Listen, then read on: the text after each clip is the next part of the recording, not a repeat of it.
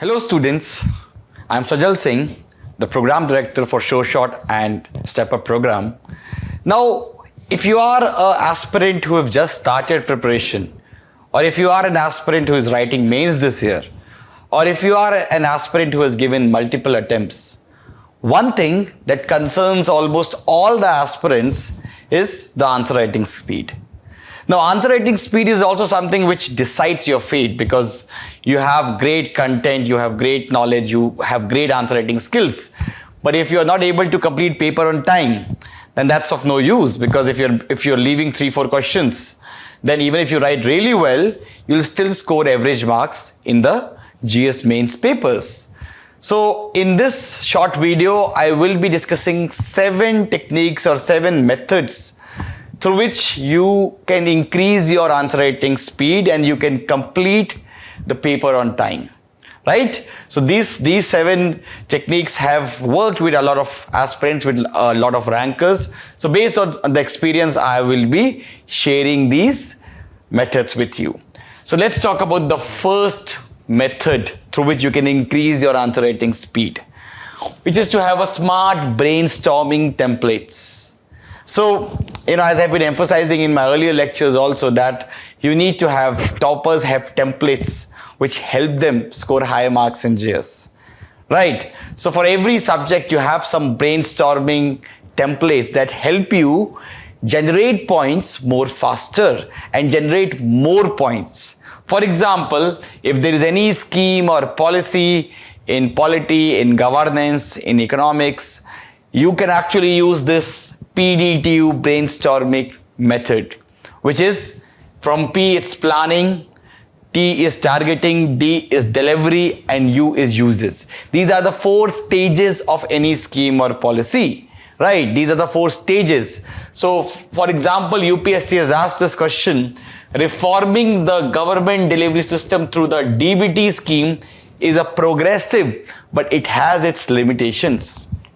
Right. So ultimately, when we talk about the issues with respect to any scheme, we can use this planning, targeting, delivery uses. Let's apply it. So in this question, where we're talking about DBT, direct benefit transfer scheme limitations. Mind you, this question was asked by the UPSC in 22 or I think 21. So planning stage. Now, these are the points that you can use for any scheme or policy, not just this scheme, for any scheme and policy. So planning stage, there is the issue of data accuracy. Sometimes data is not incomplete, it's not accurate.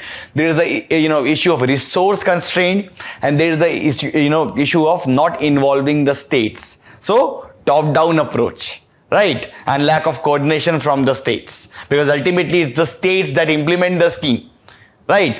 The second is targeting stage.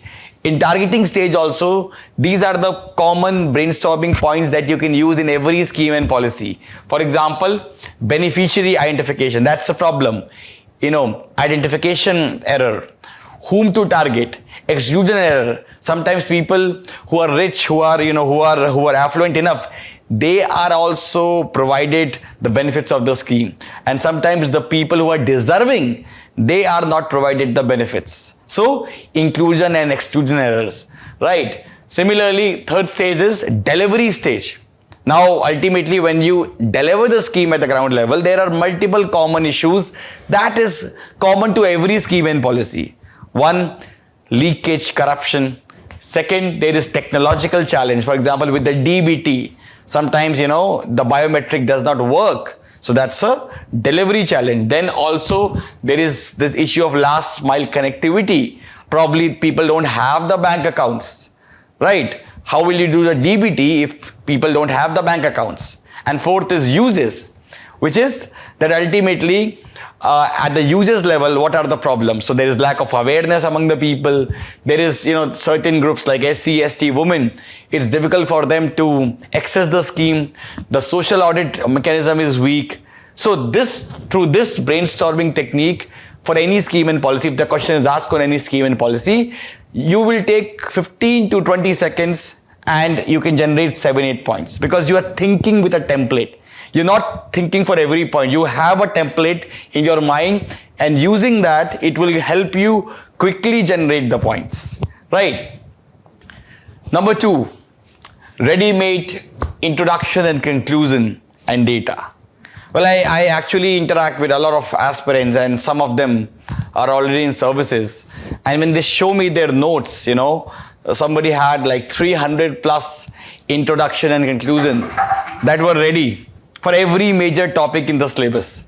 So the whole idea is that the major time an aspirant consumes is in thinking good introduction and good conclusion. Now, if you have at least introduction and conclusion ready for all the topics that are mentioned in the syllabus and also for all the probable topics, then definitely your job is easy. For example, Panchayati Raj, for example, cyber security, for example, India and XYZ relations, for example, e-governance, for example, SSG. These are the legacy topics on which questions do come every 2 years, every 3 years. Land reforms.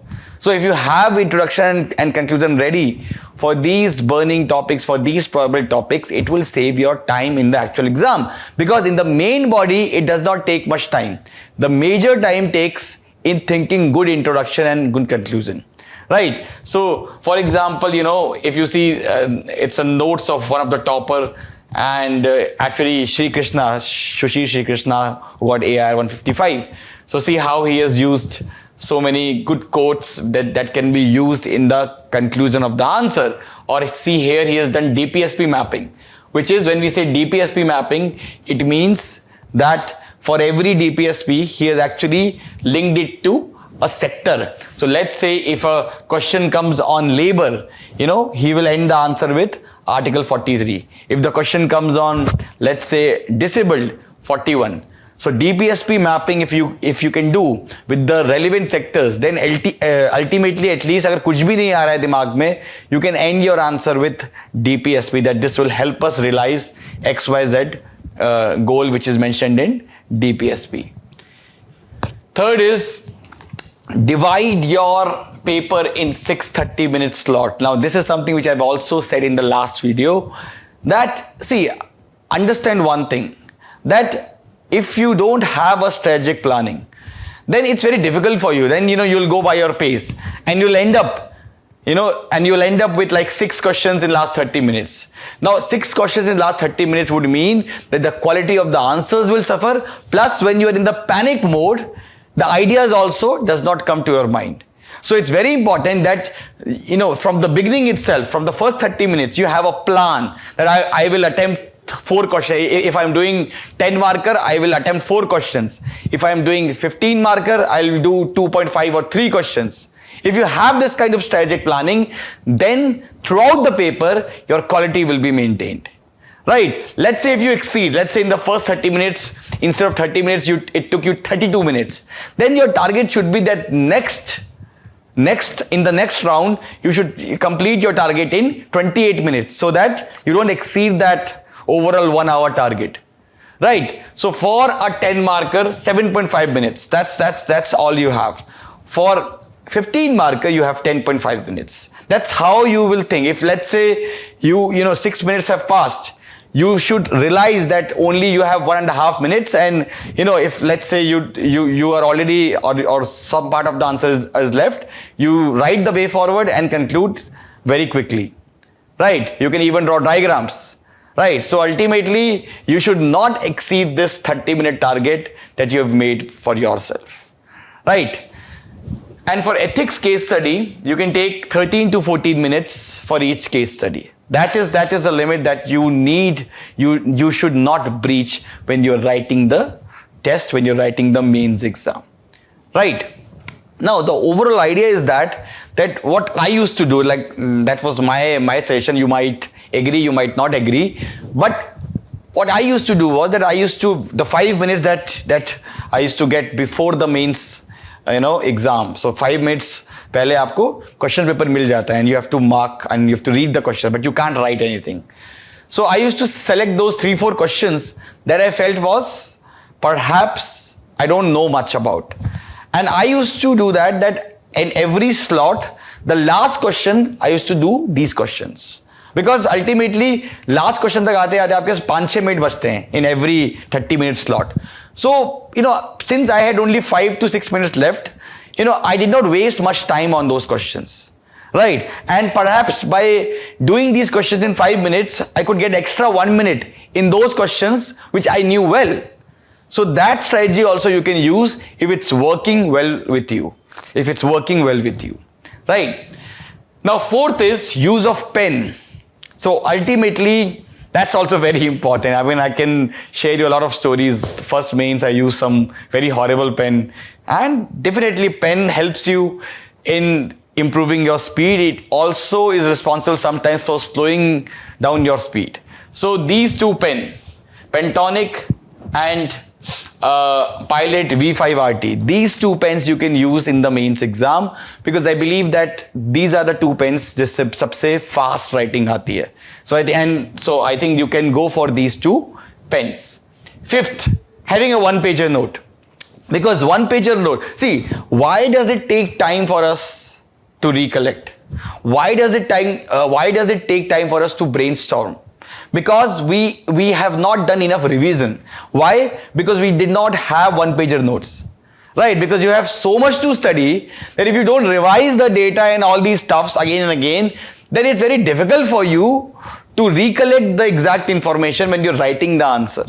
So therefore, it's very, very important that you have 1-pager notes. For example, see this sample, cyber security. The whole cyber security is done in 1 page. Now, this 1 page has enough information which can help you in writing a good answer if it is asked about cyber security. So 1-pager notes, I think I have made a lot of videos also on notes and note making. So you can go through that video also. 1-pager notes is something that is very, very important because it ensures multiple revisions, and multiple revisions reduces your thinking time when you're writing the mains paper. Sixth, use of diagrams. So, I have made, the last video was on diagrams only. So ultimately, diagrams, one role of the diagram is also to ensure that you finish your paper on time. It also ensures that you write minimum content and still address the key demands of the question. So as I have said in the last lecture also, diagrams can be used for non-core part, for factual part, for way forward if it is not asked in the exam.